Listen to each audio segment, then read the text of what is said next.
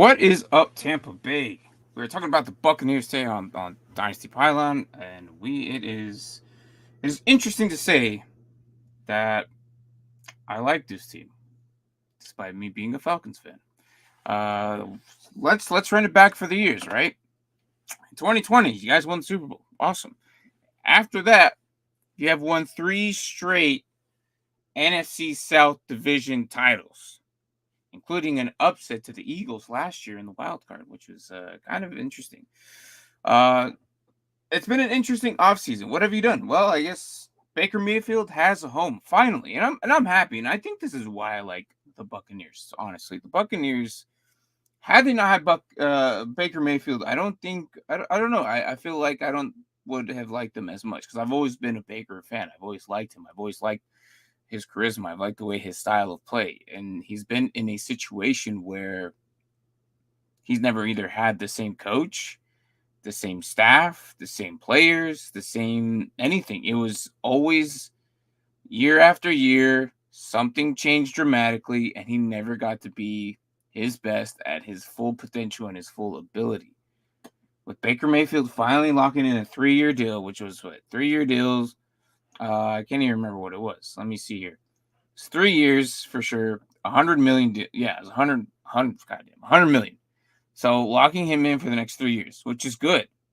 He could finally, raise his newborn here coming soon, at least for the next 3 years, and calling Tampa Bay home.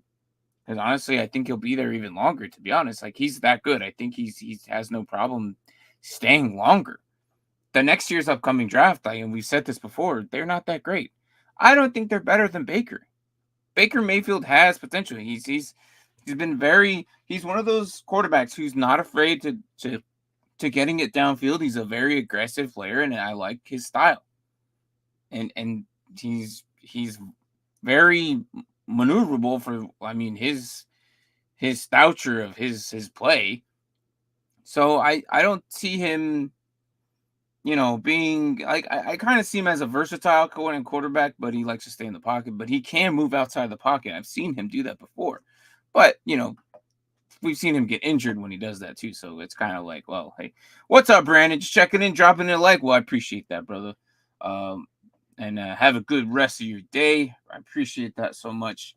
But yeah, so again, Baker Mayfield, I think it's the whole reason why I actually kind of like this team. Had it not been for him, I don't know how. I like Mike Evans. Don't get me wrong; he's easily one of the arguably best quarterback or receivers in the league, right? Also, another one who's just re-signed a free agency, 2 years deal, $52 million, with a $35 million guaranteed, which is good. Rumor said that he almost signed with the Chiefs. Imagine. But he loves Tampa Bay so much he decided to stay there. He's at least, reaching the age of 30. So I don't see him actually leaving anywhere. And I think he's probably going to spend the rest of his career here anyways. So why go somewhere else? And then, I think the Chiefs probably could maybe get another Super Bowl, but who also knows the Chiefs I'll be talking about tomorrow. And some of the stuff over there isn't clicking as right. So we'll talk about that more tomorrow as we talk about the Chiefs. But as for today, we're talking about the Buccaneers. Who else did they bring in? They brought in Bryce Hall, who's a corner, and then safety Jordan Whitehead, and running back Chase Edmonds, and kicker Chase McLaughlin. In the last few years, 2020 you won 11-5 and you won the Super Bowl. 2021 13-4, 2022 8-9, and 2023 last year was 9-8. Still either getting the Super Bowl or winning the divisional title. So it's been a good team so far, and a lot of people are not recognizing this team, despite how old they all are, and despite the construction of that team. They still managed to somehow outdo the other teams in the division. This year might be an interesting one, as the Falcons have made a lot of moves, as they been getting better both defense and offense. They might be giving them a run for their money. And don't sleep on the Saints either. The Saints can actually get it done as well. The Saints can be either falling flat on their faces or be one of the contending teams in this division, but we will see if health allows them to. So, moving on from there, from free agency, let's talk about these rookies. The rookies that they brought in from the draft, that was in April. If you haven't noticed, or if you didn't know, we're going to talk about them right now. So the rookies from the 2024 class was Graham Burton, which is a very good center. He's going to come to this line and give them a very good, valuable protection to Baker. And he's probably going to go right away. I mean, like next to Cody Mock and then Ben Bredenson, who's also really good. I think that's going to be a very good interior. And not to mention Tristan Wirfs, who they need to rework his contract soon. And they better. And I have a feeling if you can't let Tristan Wirfs go. Because I think if what's going to happen is he's probably going to be the highest paid left tackle in the league, which is probably going to disrupt the entire league's left tackle budget. Good luck, 49ers. If the Buccaneers get this done before they have their issue with their left tackle. So, but Tristan Wirfs should get signed. He's a very good left tackle. I think he's probably the best lineman here in this division. But I think that if they don't get him signed, it's going to be trouble. I mean, I can't see that School is going to come in and do the same thing that Wirfs is going to do. So we have seen Baker get it done with a trash line. This line is very good. This line can get him time to get it done. And this is how and why towards the end of the season, Baker Mayfield was actually one of the best quarterbacks towards the end of the season. He was outthrowing a lot of QBs. So I don't see why they shouldn't get it done. It can be done. There shouldn't be any reason for them not to get it done. All right, so moving on. Chris Broswell, edge. Another lineman, both sides of the ball. So they got, Graham on the center and then a edge, Chris Broswell, who should be interesting. Very interesting under, Kalijah Cansey, Vita Vea, Logan Hall, and Joe Tryon. They should be teaching him the ropes. I think it should be very good out of Alabama. Chris Broswell out of Alabama. Safety, Tyreek Smith. Wide receiver, Jalen McMillan, who I think is going to be a interesting player. I think he's actually making a very good impact here at camp. So, obviously we know Mike Evans and Chris Godwin, they're good. Trey Palmer just, is pretty good too. But Jalen McMillan's actually been kind of the spark plug there in camp. So good for him. He's actually bringing a little bit more life to the offense there. So I'm glad that he's there and he's actually making a good impact. Another player to watch out for is Bucky Irvin. I like this guy. I've liked him in Oregon, and I wouldn't surprise me if him and Rachaad White actually split back. This is how much of an impact he's already making, and so much impact they're probably going to use him. He's probably going to be utilized. I would not sleep on him, and I think in a dynasty roster, I think I'd probably try and make a go for him. Because I think he's going to be more valued on this team than most people think. Moving on the 6th round pick, we got Elijah Klein, guard out of Texas El Paso, and then 7th round, Devin Culp out of Washington, a tight end. So they brought in pieces what they needed. They brought in extra, assets that this team is going to need in the future to develop this team, and I'm liking what they are doing. It's not like they ever had the chance to get these top 10 picks in the last couple of years. Obviously since the Super Bowl, it's been a struggle to get anything higher than pick 15. They've always been towards the end of the 20s. So they got to kind of hit their marks for what they're doing. So moving on to the offense and defense. Honestly, I think it's good enough for what they're doing. Obviously, they've been proving for the last 3 years. The last 3 years, they've been doing it. As you can see, Mike Evans, Trey Palmer, Chris Godwin are the main 3 targets, and Jalen McMillan, who I just mentioned. Baker Mayfield and Kyle Trask are the main 2 guys. John Wolford, they actually just signed not too long ago, but I don't think he's ever going to play playing time. Baker just doesn't come off the field anyways. The guy throws through injuries and pushes through. So that's exciting for this team. Like they're not going to see anything less than a Baker Mayfield. I don't think so. And I don't expect them to. And I think it's going to be a dual threat between Bucky Irvin and Rashad White. Chase Edmonds just got there. Sean Tucker has not been a thing, and I never really thought he was going to be ever anything. Kind of a waste to sign last year. I don't even think he got drafted, to be honest. I think they just signed him off the free agency wire after the draft. So that says a lot. I don't think Sean Tucker will be on this team very long anyways. So if you have a Dynasty, I would just go ahead and cut him anyways. There's no point of holding on to him. Why? There's no point. He's so far in the depth chart. Just cut him. Get rid of him. Doesn't even matter. And then Kate Otten and Cole Keefe. So these two tight ends, they might run a little bit too split back, but split tight end. Sorry, not back. But I think Kate Otten is going to be a much more rise this year than a lot of people anticipate. So careful for him. I wouldn't mind getting him in dynasty leagues. Maybe sending someone an offer. I think he's going to be very good, especially if you're the Baker owner. Watch Kate Otten get a lot of red zone targets. It wouldn't surprise me if he's going to have probably top 10 this year. And that I just believe that Kate Otten's that good. And you can see in the last couple of years that he has been a big part of this offense as the years go by. Okay, so defense. As for this line, Logan Hall, Vita Vea, Kalijah Cansey, and Joe Tryon, very good 4 front runners right there. I like it. It's a force to be reckoned with. They brought back Levante David, who is older than dirt, but he's still a very good asset. And I think he's just going to die on this roster and not going to go anywhere else. You just leave him there. And Yaya Diaby, who's interesting, I think he's going to have to step up his game, especially since they brought in Chris Broswell. But Yaya should be very good, and with KJ Britt. So with those three linebackers, they have very good assets of good rotation between those 3 guys, and with JJ Russell and Dennis and Broswell behind them, I think they're going to be very, very good behind that line. But we'll see how this terms of first. I don't expect them to actually do anything the first few couple preseasons game as preseason starts tomorrow, which I'm excited for.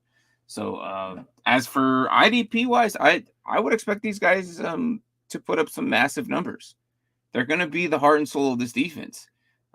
Pick one of those 7 guys, honestly, and those 4 linemen are probably going to be drafted sooner than these linebackers. So yeah, and then the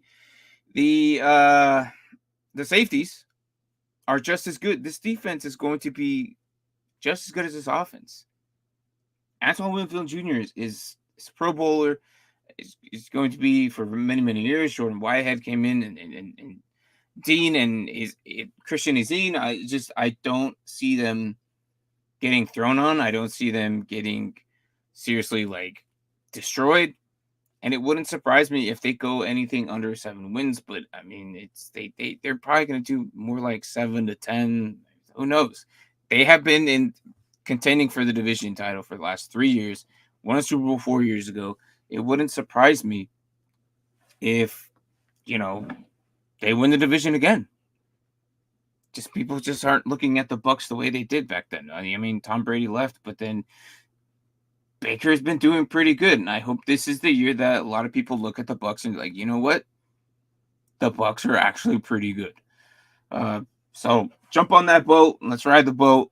Whatever you want to say, but I think Buccaneers are a force to be reckoned with. Let's get to the schedule, as we always do. The schedule. So let me get my face out of the way.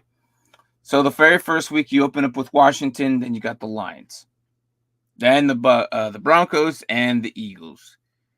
Then you go to the Falcons, and you travel to the Saints. Then you come back home for the Ravens and the Falcons. Then you got to wait for the Chiefs. And then a home game with the 49ers. And then the bye week. So it's not a too bad of a bye week right there in the middle. I like that. Week 1, I think, is a win against Washington. And week 2, I think, is going to be interesting against the Lions. But I think you actually lose that game. Being in Detroit, then I think you guys spank the Broncos. I don't think Broncos are going to really do much this year, to be honest. The Eagles, interesting here. But I think the Eagles are so good still that I think you guys will lose here, but then possibly then lose again to the Falcons in Atlanta. That's going to be a primetime game, but I think you beat the Saints. So let's see, 1, 2, 3 games right here. A loss to the Ravens, and then I think you beat the Falcons when they come to Tampa Bay. So I think you split with the Falcons. So let's see, you got Washington, you got the Broncos, the Saints, the Falcons, lose to the Chiefs, lose to the Niners, win against the Giants, win against the Panthers. I wouldn't be surprised if you beat the Raiders and maybe beat the Panthers and the Saints again, giving you guys a total of 9 wins. I think that's pretty good. That's pretty much what you guys won last year, and then 9-8 is pretty much got you the NFC title again, or the NFC South divisional title again. So I'm gonna leave it at 9-8.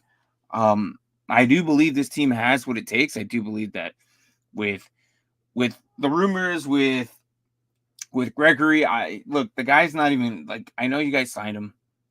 He hasn't shown up. And I don't even think that it's going to be an effect, to be honest. I don't even think he's going to play a single down with the Tampa Bay Buccaneers. He's just not. He hasn't shown up. And when they asked Bowles about the question, he just said, I'm focusing on the players of now. I'm not concerned with anybody who hasn't shown up here. He hasn't even shown up. So what's the point? I wouldn't even surprise me if he doesn't, even play. Like I said, I don't think he's going to play it down. So Todd Bowles, Liam Cohen, and then they have kind of a dual defensive coordinator over there with Casey Rogers and Larry Foote. So let's see what happens now. But again, the Buccaneers, I think they're going to go 9-8. And that's, again, enough to get them in the playoffs, enough to get the title, as we've seen before, and it's enough to consider them a winning team to probably push forth into the playoffs. Now, depending on who they play first round will be the determining factor on how well they do, but the Buccaneers aren't that bad of a team, guys. I don't think that, again, people aren't really looking at them as a big threat when they probably should. Baker doesn't go down that easy. And I know that's saying, oh, it's just Baker, but what about the rest of the team? I mean, yeah, but if you can rally around a guy who's a true leader and a real guy that pumps you guys up to get you guys going, Baker's that guy. If anybody, it's Baker. Baker can't do that. So let's add our 9 wins to the chart. And then let me get this out of the way. So add that there. So, all right. So let's add the 9-8 there for the Tampa Bay Buccaneers. I got 9 right there. Why is this? Give me simple text. I don't understand why it gave me that. Okay, we got 9 for the Tampa Bay Bucs. And yeah, overall, Buccaneers, what do I gotta say? You guys are developing the right way. You guys are doing the right things. You guys have been constantly doing the right things. From what I've noticed, I don't see anything else that's going to change the way you guys run your team. And I'm not worried about how this is. It's going to be one of those teams that's constantly always going to be a force to be reckoned with. And I'm excited for what this division brings. Because to be honest, it's interesting on how well the NFC South has been upgrading since the last couple of years. It's been pretty bad, except for the Bucs, because they kind of know what they're doing. And again, this is very hard for me to say because, again, I am a Falcons fan. Here on Dynasty Pylon, we're very nice, and we do all 32 teams, and this is what I basically got to evaluate. I like the Bucs from what they're doing and from what they've been building and what they have. I give them 9 wins, and it doesn't surprise me if they can get 10 to 11. So here we are. As in the NFC South, we have 10 wins for the Falcons, 9 wins for the Panthers, for the Buccaneers, and 8.5 for the Saints. We still haven't done the Panthers yet. We will get to that very soon. So there it is, NFC South so far. Then coming in at second, but we will see. It wouldn't surprise me if we come back to this team and give them a 10 or 11. And if they do get 10 or 11 wins and outdo the Falcons, it wouldn't surprise me. It wouldn't surprise me if the Buccaneers make the playoffs. It wouldn't surprise me. So again, anyways, guys, it was a short one. It was the Tampa Bay Buccaneers episode. A lot of these are going to be short as we have a few more teams left. Preseason starts tomorrow. I'm excited for that. So hopefully we get a little bit more football and get a little bit more information as we go along.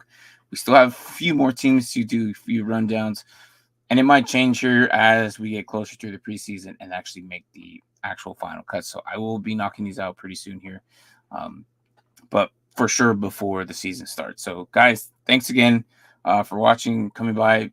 Brandon, thanks for stopping by and giving us a like and what's up. So anyways, guys, take it easy, Tampa Bay. Good luck for the rest of the season, and we'll see you on the next one. And again, for Wednesday Night Shenanigans, we'll be back tonight talking about whatever and everything. Probably more than likely the preseason game. So, yeah. Later, guys. Thanks for watching.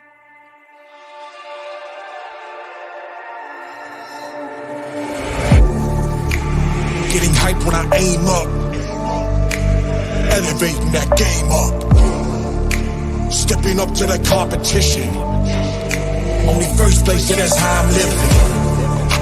I'm winning till they digging up my grave, eating all the things up on my plate, game face when I step up into place. I was born and when I watched me other